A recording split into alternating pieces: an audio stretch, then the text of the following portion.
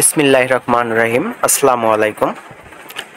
গণপ্রজাতন্ত্রী বাংলাদেশ সরকারের সমাজসেবা অধিদপ্তর থেকে 19 আগস্ট 2024 সালে একটা নিয়োগ বিজ্ঞপ্তি প্রকাশ করা হয়।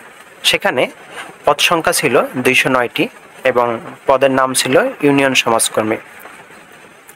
আসলে এই আবেদনটা অনেক আগেই প্রকাশ করা হয়েছিল। দেশের অরাজকতার কারণে ইন্টারনেট সেবা বন্ধ থাকে এবং যার কারণে অনেকে আবেদন করতে পারেননি। যারা আবেদন করতে পারেননি তারা আবার 20 আগস্ট 2024 সাল থেকে 3 সেপ্টেম্বর 2024 সালের মধ্যে আবেদন করার সুযোগ পাবেন। যারা অলরেডি আবেদন করে ফেলেছেন তাদেরকে আবেদন করার কোনো প্রয়োজন নেই। যারা আবেদনটা মিস করে ফেলছেন তারা আবার আবেদন করতে পাবেন। আবেদনটি প্রকাশ করা হয় 19 জুন 2024 সালে। পদের নাম সমাজকর্মী। ইউনিয়ন পরিষদের যে সমাজকর্মী সেটা।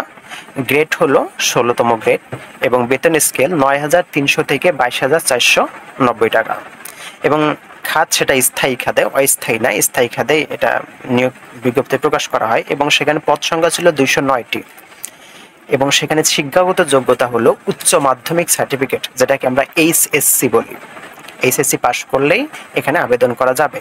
কিছু জেলার নাম দেওয়া আছে যে জেলা থেকে আবেদন করার প্রয়োজন নেই। সেই জেলাগুলো হলো রাজবাড়ী, বান্দরবান, খাগড়াছড়ি, রাঙ্গামাটি, জয়পুরহাট, গাইবান্ধা, লালমনিরহাট, ঠাকুরগাঁও, মাগুরা ও ঝালকাঠি। তবে যারা এতিম এবং শারীরিক প্রতিবন্ধী আছেন তারা আবেদন করতে পারবেন যে কোনো জেলারই। আচ্ছা, এখানে আবেদন প্রার্থীদের বয়সসীমা একটা নির্ধারণ করা হয়েছে, সেটা হলো 12 জুন 2024 সালের মধ্যে যাদের বয়স 30 বছর, 18 থেকে 30 বছর তারা এখানে আবেদন করতে পারবে। এবং এখানে বীর মুক্তিযোদ্ধার সন্তানদের ক্ষেত্রে 32 বছর পর্যন্ত করা হয়েছে। একই ক্ষেত্রে প্রতিবন্ধী যারা আছেন তারা 32 বছর হলেও আবেদন করতে পারবেন।